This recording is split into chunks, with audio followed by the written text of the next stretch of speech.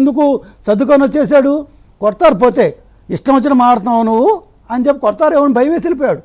ఇప్పుడు రాష్ట్రపతి దగ్గరికి పోయేటప్పుడు గవర్నర్ దగ్గరికి వెళ్ళిపోయాడు, రాష్ట్రపతి దగ్గర పోను ధైర్యం లేని వ్యక్తి జగన్మోహన్ రెడ్డి.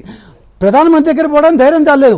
36 మంది చనిపోయారంట, 35 మంది ఆత్మహత్య చేసుకున్నారంట, 301 మంది మీద హత్యాయత్నం జరిగిందంట, 1053. ఇదన్నీ ఆయన చెప్పిన కాకి లెక్కలే. కళ్ళ వచ్చాయేమో ఆయనకి, అది కళ్ళ లెక్కలా కాకి లెక్కలా ఆయనే చెప్పాలి. 100 సార్లు చెప్పారు అసెంబ్లీలో.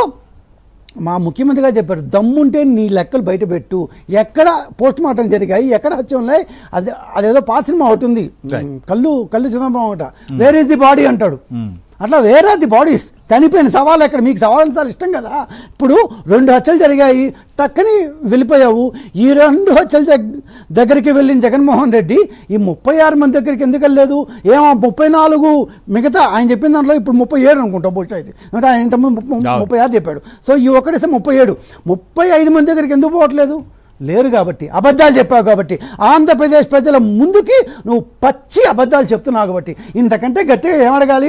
బూతులు తిట్టాలి అంతే. ఇంకా మేము ఇంకంతకంటే నాకే అర్థం కావట్లేదు. ఎక్కడ పోయినాయి ఇంతమంది బాడీస్? ఎక్కడ పోయినాయి ఇంతమంది? హత్యాయతలకు పోయారు, పోలీసులకు తెలియదా? పోనీ నువ్వు చెప్పు.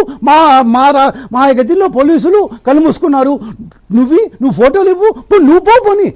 నువ్వు కాదు, మీ ఎమ్మెల్యేలు, మీ మాజీ ఎమ్మెల్యేలు, మీ మాజీ మంత్రి ఇంతమంది ఉన్నారు కదా, ఒక్కరన్నా ఆ 34 మంది 35 మంది దగ్గరికి వెళ్ళారా? ఎందుకు ఇంత అబద్ధాలు చెప్తున్నారు? ఇది కాదు కదా, ఇంత చీప్గా ఒక మాజీ ముఖ్యమంత్రి హోదాలో దిగజారిపోవడం అనేది.